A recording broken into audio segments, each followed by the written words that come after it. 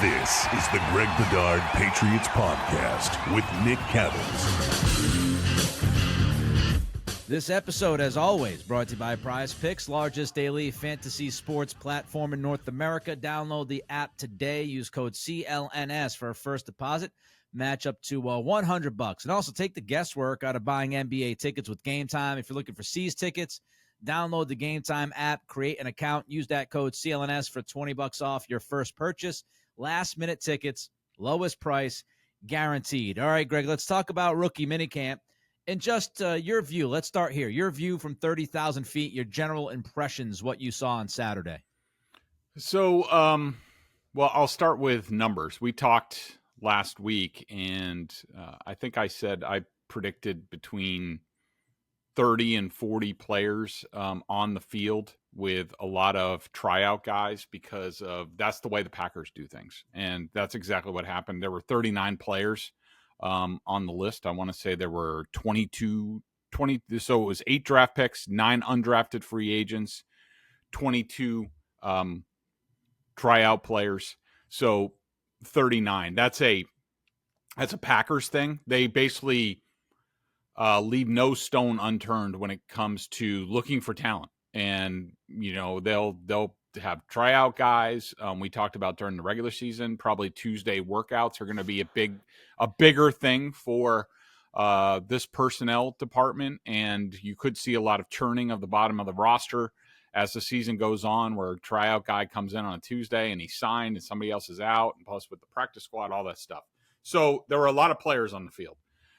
That being said, I don't know if I don't know if the players outnumbered the number of Patriots staff on the field. It's a lot. I mean, you know, when they released the roster, you know, it was like 2 inches of a paragraph of basically like coaches and all sorts of different assistant coaches and this and that. And so and plus you have the front office staff, all of them, all the scouts, they're still in town. They'll probably be at a lot of stuff. Basically, like, they want to see how these guys look on the field. They want to make their own evaluations, all that stuff. So not only do you have all the coaches, but you have all the scouts and front office staff, plus all the staffers. Like, there were a lot of people on the practice field, especially for the Patriots, where we all know that, you know, Bill kept a very small coaching staff, very small sort of front office.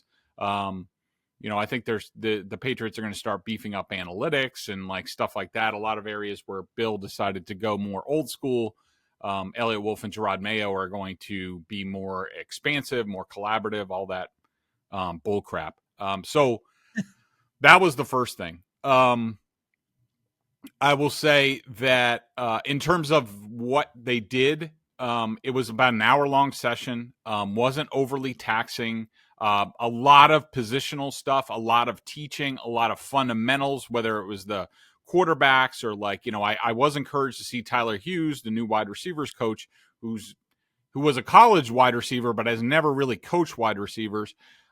He was doing a lot of technical work with the receivers, which anybody who's listened to this podcast over the last couple of years knows that I was very critical of the Patriots coaching in that regard. So I was encouraged by that. I will say that in terms of the scheme, that some of the scheme stuff they did, and really the only quote unquote competitive situation was a very light 7-on-7 period. A lot of zone coverage from the defense. So I don't think they were trying to be too taxing or anything like that, but you could tell the offensive line, some of the drills that they were doing, a lot of outside zone, inside zone, quarterback sort of boot action, a lot of stuff that's like old school West Coast offense that we figured that they were going to do. So in terms of just broad overview of what we saw on the field, I think that about covers it. I don't want to get into the specific comparison with Mayo and Belichick right now, because we'll talk Mayo in a couple of minutes. But I did want to ask you, of course, we all know Belichick's no longer here, and we really were expecting it towards the end of last season, him to be gone. But how was it without him being there? Was it weird? Was it a strange vibe? What was the kind of general atmosphere without Bill? I will say it was a lighter atmosphere. Now, it's been a while. That being said, it's been a while since we've been allowed into any sort of rookie practice. It's been a few years. So it's hard to readily compare. But I would say it was definitely lighter. Gerard was making his jokes with the media before practice. When he came up and walked up the stairs, he sort of like mugged for the cameras, and there were some wire photos in that regard. But I don't think that there was a huge difference. I mean, there was a lot of teaching going on. That's no different with rookies under Belichick. I'll just say the biggest difference to me was, and I watched Gerard Mayo a lot during this practice because I wanted to see what he was doing, what positions he was concentrating on. And he told us before practice that he was going to sort of float. And this is why he has a big coaching staff. He basically roamed the practice field, didn't really interact with anybody very much. The players, there was at one point right before 7-on-7 where he called those players in, spoke to them briefly. But he just sort of roamed and observed. I don't think that there's anything wrong with that, but just my impression from watching him, I don't think he really knew what he was supposed to be doing. Now, I don't know why he would know what he's supposed to be doing. This is his first time in this sort of role. He was a linebacker as a player. He coached linebackers up until this year when he became head coach. And so this is all sort of a work in progress for him. He admitted, he said, where is the quote? That he's learning just as much. I am learning right alongside these guys. And, at least he's being honest and open. And, but yeah, he's definitely learning on the job for sure. All right, let's go through the picks here, and we'll go player by player. And let me just set this premise to make sure that everybody is aware. I don't think, at least in my own personal opinion, that we're going to draw any grand conclusions from what we saw on Saturday, what Greg saw on Saturday. We have to make sure that we understand the circumstances and the context. This is shorts and T-shirt, not a whole hell of a lot to really learn from. There are certain things you can watch and get, but it's more about the process and how it's going versus what these guys are doing on the field in this very moment. So with that said, we'll go pick by pick, just kind of your assessment of each player and what you saw and how those coaches were handling these guys, Greg. Let's start, of course, with the future of the franchise, Drake Maye. What'd you see? So just basics. I mean, he looks the part. I mean, just like we thought. I mean, we're talking about a big dude, 6'4", strong, young. When he talked to, us reporters after the practice, I was just, sort of observing him, and he seems young. As far as on the field stuff, about as advertised, it seemed to me that, and this goes for both quarterbacks. So Joe Milton was on the field as well. There was a lot of back to basics, working on footwork, getting away from center, all that stuff, which we knew was going to be a part of both of these guys, for sure. Where, I think to me, it seemed like both quarterbacks, especially Drake Maye, they are basically like starting over, starting a foundation. These are the drills that you're going to work on. Probably goes back to the Mike McCarthy quarterback school sort of thing that Alex VanPelt and Ben McAdoo both learned under.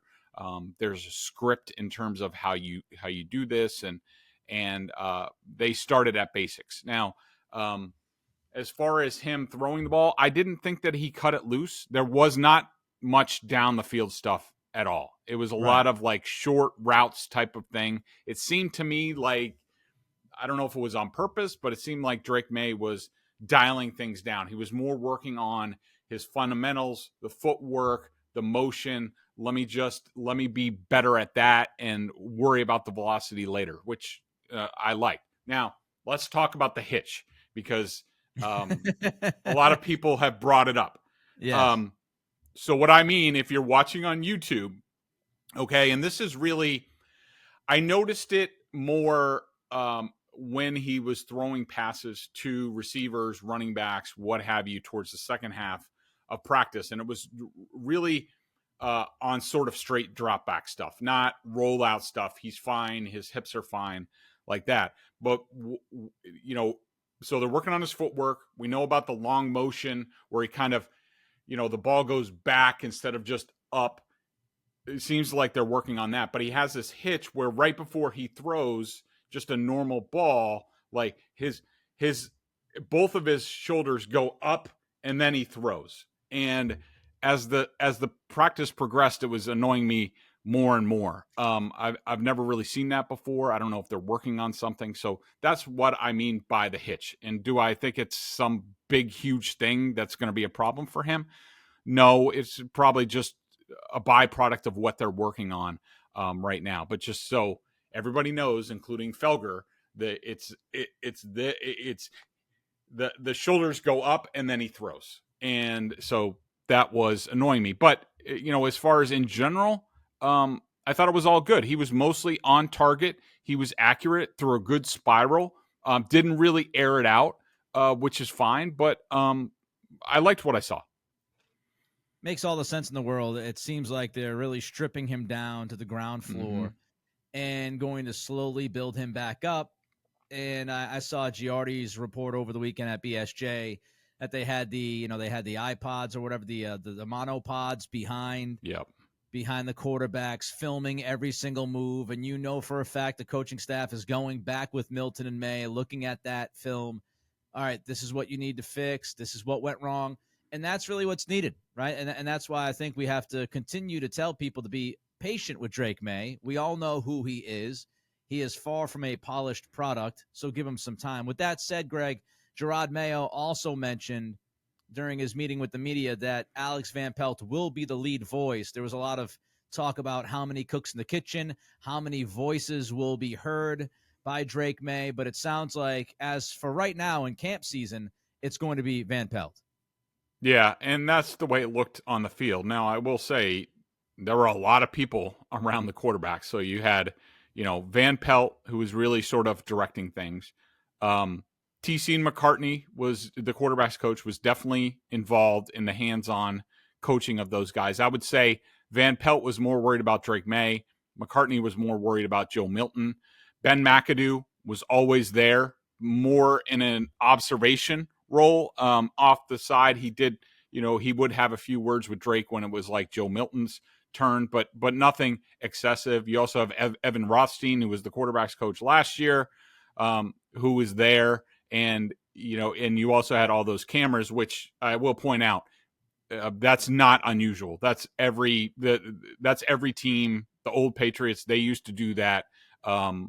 So I didn't want people to think like, oh, well, this is unusual and it's maybe some cause for the concern. Everybody does that at every single team, every single practice. But yeah, there weren't a lot of voices. I do worry about how many cooks are involved with the quarterbacks. Let's move to the next guy, Jalen Polk. What do you think?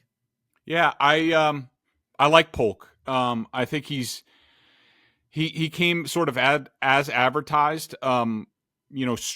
Strong player, catches the ball well. Pretty good fundamentals coming in and out of his break. I really like that. He's very consistent, strong player. You could tell that he and Maye already have sort of an early connection or more of a bond type of thing. And we saw them, They were at the Bruins game the other night together. I think that's growing. I think that's on purpose. But I liked what I saw out of Polk. Let's group the offensive linemen together. Of course, we had third-round pick Caden Wallace, and then we had fourth-round pick Layden Robinson. Both guys, Greg, on Saturday on the left side. And I know, I don't know which one said it. I think it was Wallace, but said, they've been inseparable, these two offensive linemen, since the draft. Your take on those big guys up front?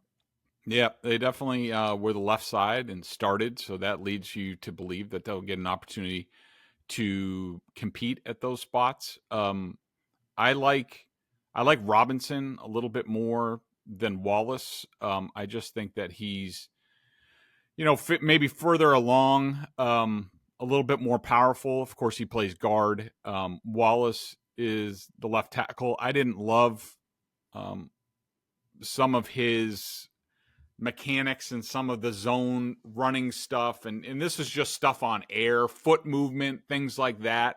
I didn't love, but this could be an entirely new thing for him. And so, like you pointed out before, and like we pointed out last week, nobody's making any judgments off of this. This was day 2 of them on the field, learning a bunch of different stuff. But it was certainly interesting that they're keeping those two guys together, and it'll be interesting to see what they do with them as we go forward in mini camps and training camp.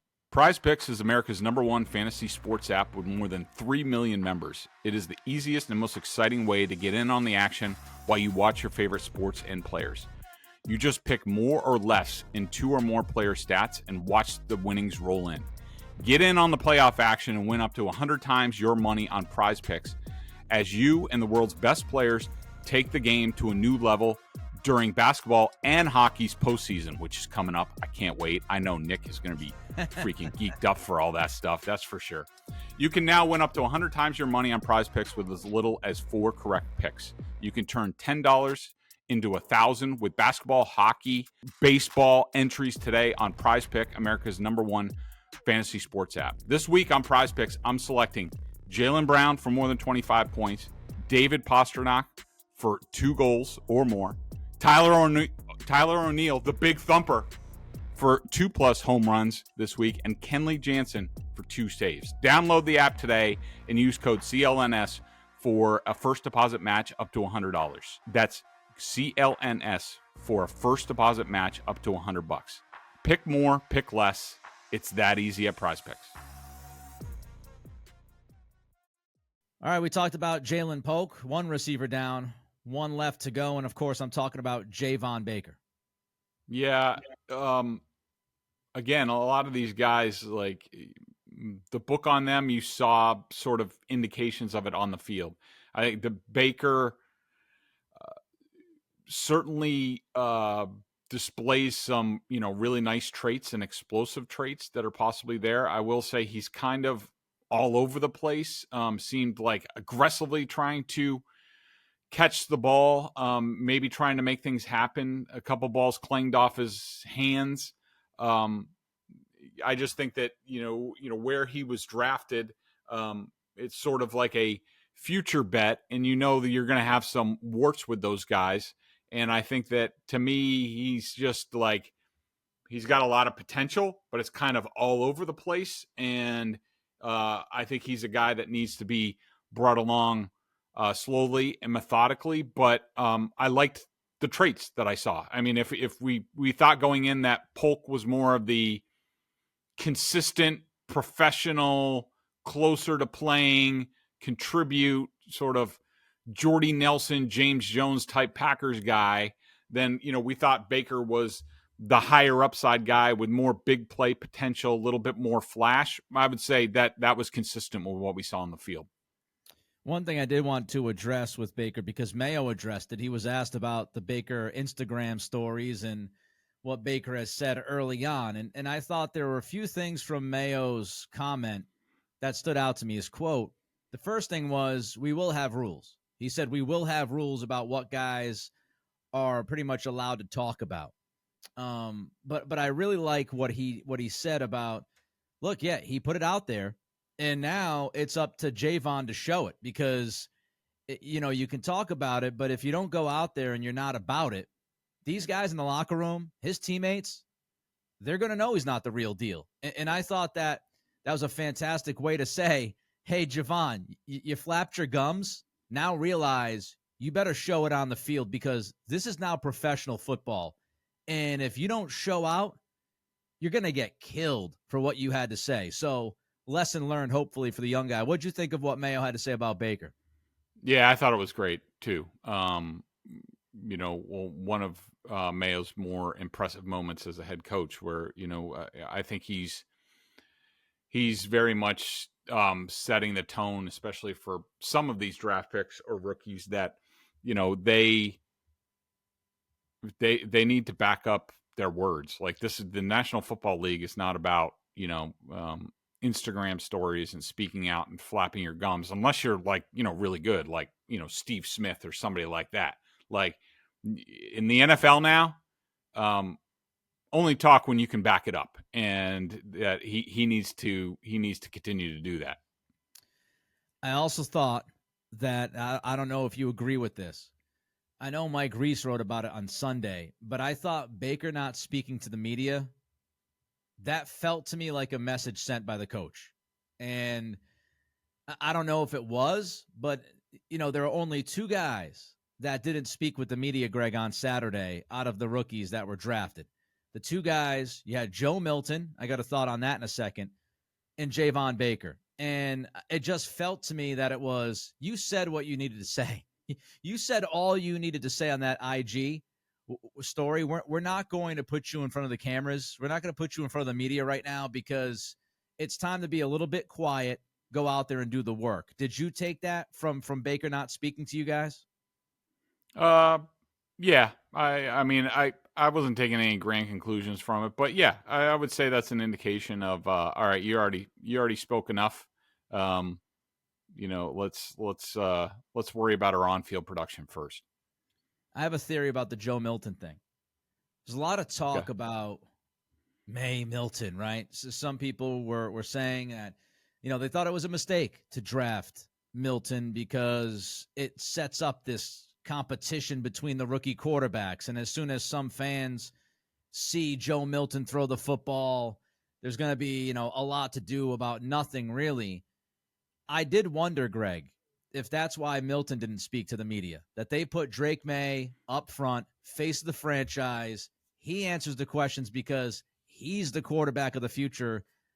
Let's keep Milton kind of in the background and not create this back and forth that could be created by the media between Milton and Maye. Because if Milton's asked about his future at quarterback, competing against Drake Maye, he could slip up. He could say something, and all of a sudden, as we know here in Boston, Greg, that's a full day of content on the radio and some on TV. So is my theory correct? Do you think that they kind of protected Drake Maye in a sense by not having Milton go out there and speak to the media? Yeah, I would agree with that. I mean, I don't think the Patriots or even Drake Maye are afraid of anything, but I do think that they just wanted to establish the pecking order. And Drake Maye is the future of the franchise. We'll see with Joe Milton. And, let Drake Maye have his day. All right, let's look at some of the later round guys. Marcellas Dial, anything stand out to you? Yeah. For some reason, I thought he was a little bit thicker than what he showed. But, he's definitely on the thinner side, but a well put together player. Looks good physically, looks strong. I think he's an older guy, if I remember correctly. But he was when I was spending a lot of time watching the offense and Mayo. I didn't watch a ton of the defense, but when I was watching, Dial was definitely a cornerback. That was my impression. So I thought that was interesting, and we'll see how it goes with him. But I liked the traits. It looked like they were playing a lot of zone to me, not a whole lot of man-to-man, but I think they're just sort of crawling before they walk. All right, how about don't call me Bazooka Joe Milton? Drake Maye dialed it down, the RPMs. Joe Milton did not. His arm came as advertised. It's impressive. He's impressive looking. And then you get into situations where he's, throwing, 7-yard crossers like 80 miles an hour and off of guys' hands. In his 7-on-7 period after, I'm just looking for my stats. After Drake Maye was I think he only missed one throw. And it wasn't that bad. Then Joe Milton came in, and it was like, I think he finally hit his last throw. His 4 throws were completely off. One clanged off somebody's hands. One was way wide. He's all over the place, but the way he throws the ball, the way the ball comes off his hands, was certainly impressive. And, you don't see many guys that throw the ball the way he can. Now, can it be corralled and be successful? We have no idea. Alex Barth, 98.5. I hope I get this right, but he's talked about Milton. He says, if you want an 80-yard pass from Joe Milton, he can get you an 80-yard pass. If you want a 5-yard pass from Joe Milton, he can get you an 80-yard pass. He rips it no matter what. There's lots of gas. He's 105 miles an hour all the time. He's not trying to paint the black at 92.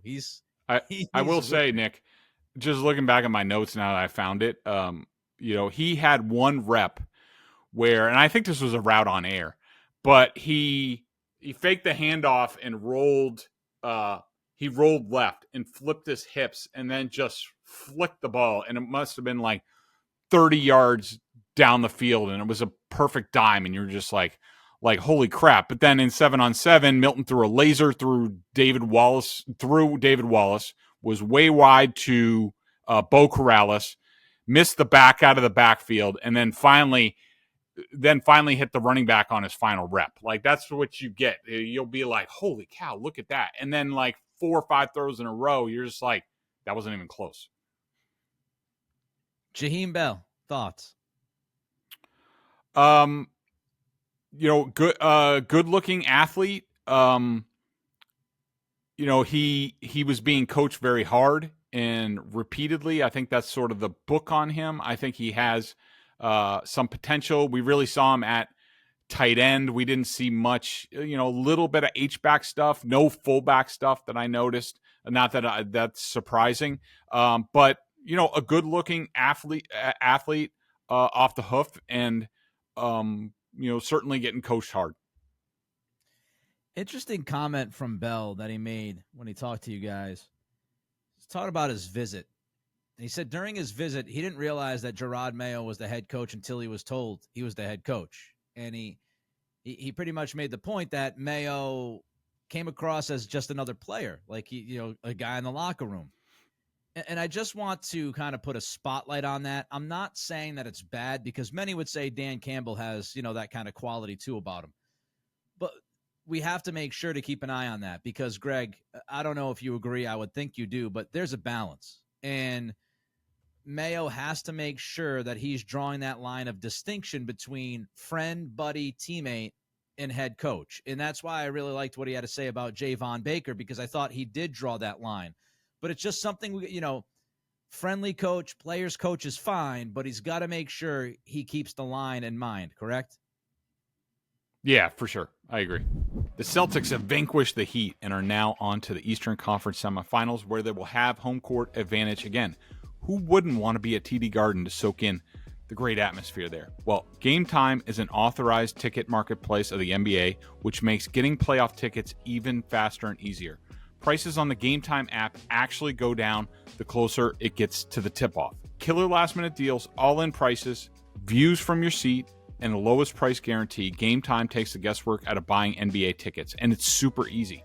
I love the seat view component, Nick. I don't know how you feel about it. I will not buy tickets to any sporting event unless I can get a view on where the seats are going to be. Maybe I have a little Fenway fatigue, but on the app, it says right in there, when you're about to buy those seats, they give you a panoramic view of the seats. I love that component of it. Take the guesswork out of buying NBA tickets with GameTime. Download the GameTime app and create an account, and use code CLNS for $20 off your first purchase.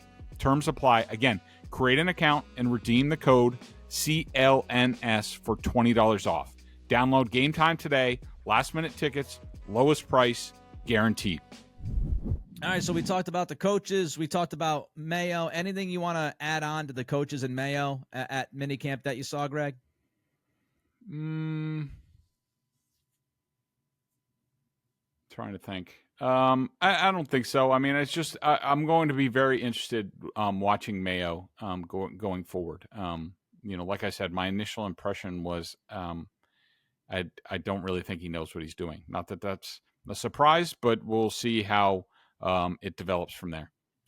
One other tidbit of news that came out yesterday: Steve Cargile, director of pro scouting, no longer with the organization. He is out. So interesting note. We expected some turnover, Greg. We've talked about, guys on quote unquote lame duck contracts, and you're looking at a lot of people in the league that are losing jobs. Somebody with the Texans, I forget who it was, but one of the top tier guys in Houston is also gone. So Steve Cargile is out. Just first, your thoughts about Cargile not being a part of this front office anymore. He's been with the Patriots since 2011, so I would deem him a Bill Belichick guy. Yeah, I'm surprised. I've always been impressed with Steve. He has a very good reputation. I'll be interested to see if he gets an opportunity someplace else. One thing I did want to note as far as the personnel department, sort of watching the inner workings there, and a lot of people have questions about Matt Groh and how long is he going to be here. He was definitely on the field. I definitely saw him and Elliott Wolf having a lot of discussions together. So my initial impression just from Saturday's practice was that I don't think Matt Groh's going anywhere, but that obviously could change. Yeah, and I would expect Elliott to get a couple of his people in. That's how this works. He's now, the EVP of player personnel, so I'd imagine he's going to get some of his guys in there. And it'll be interesting to see what they do with Cargile's position. Again, director of pro scouting. I mentioned this on the last podcast. It's weird that Matt Groh's title is now very similar to Elliott Wolf's title. Elliott is EVP of player personnel. Matt Groh is director of player personnel. Do they get rid of that Matt Groh title and make him the director of pro scouting? Cam Williams is another guy that's people seemingly really like, and he's young, but he's climbing up in positions over the last couple of years. So does Cam Williams get a shot at being the director of pro scouting? Alonzo Highsmith, does he get that title? So it'll be interesting to see who actually slides into what Steve Cargile was doing, whether it's from outside the organization or from within the guys they have right now. All right, so the schedule will be released tomorrow morning. We're recording this on Tuesday afternoon. The schedule will come out at 9 a.m. on Wednesday. Just, looking at it, home games, Buffalo, Miami, New York. Obviously, you got your divisional rivals there. Then you've got Houston at home. You've got Indy at home. You've got the Rams at home. You've got Seattle and the Chargers at home. Greg, let's start with the home games. Yeah, just what are you looking for out of those home games that we see? Well, I would just say, in general, the thing that I look for when the schedule comes out, first of all, I want to see how difficult the start is, and because I do think this is going to be a work in progress. For this team, it's a new scheme. I always say, basically, when you're putting in a new offensive scheme, and this is like the third scheme in like 4 years for the Patriots, it usually takes until the second half of the season for things to sort of really hit. So right. I want to see how much the Patriots are going to be buried by that time. Last year, we know that they had a very tough start to the schedule, so that'll be interesting. The other thing that I look for is, how many. What's sort of the breakdown on the short weeks to longer prep time between the Patriots and their opponents each week? The NFL tries to keep it pretty even, but that's not the way it often works out. Obviously, where does the Thursday game fall? Where does the bye week? And the other thing that I think is interesting, Nick, is the Patriots have 2 West Coast away games, Arizona and San Francisco. Did the Patriots petition the NFL to have both of those weeks back to back so they can stay out there, team bonding, all that stuff, or are they going to have to, go back and forth from the West Coast twice during the same year, which is a little bit rough? I believe they did. I read it somewhere that they asked the league if they could play those West Coast games together back to back. So we'll see if the league helped them with that. One more thought or two here. First, I'll let you know that this episode is what he's trying to say is brought to you by PrizePicks, the largest daily fantasy sports platform in North America. Download the app today. Use code CLNS for a first deposit match up to $100, and also check out BSJ $50 for the year. Bedard and Giardi, I can't talk anymore. Something happened. I don't know if I'm stroking out. But Bedard and Giardi over at BSJ, $50 for the year. Great content. You know the spiel. What I would say here about the schedule, a couple things. Bye week could be the perfect time, whether or not they are planning on this, but maybe to throw Drake Maye into the fray, so to speak. So if it's a mid-year bye or a late in the year bye, that could play a role in Drake Maye's first year and when he might be deployed, so to speak. The second thing is, if you're a Patriots fan and you're not excited for this season because you're worried they're going to stink, they're going to win 6 games or less, whatever the case may be, my message to you is, if you love watching really good quarterback play, well, you're in for it, baby, because 2024, holy crap. Josh Allen twice, Rodgers twice, Tua in that Miami offense twice. Then you look at outside the division, okay? C.J. Stroud. Anthony Richardson wasn't great last year, but is dangerous and obviously was young before he got hurt. Richardson's no joke. Stafford, Herbert, Kyler Murray, Trevor Lawrence, Brock Purdy, but that Niners offense, Joe Burrow, and then you've got Chicago's remade offense with Caleb Williams, DeAndre Swift, Rome Odunze, DJ Moore, Keenan Allen, Cole Kmet. If you like really good quarterbacks, explosive offenses, well, you've got a lot of them on this schedule for the Patriots, Greg. Yeah, I agree. It's a rough year to be rebuilding, but you got to start somewhere. All right. He's Greg. I'm Nick. We'll react to the schedule when it comes out later on in the week, let you know how we feel about it. But until next time, be well, be healthy, be good.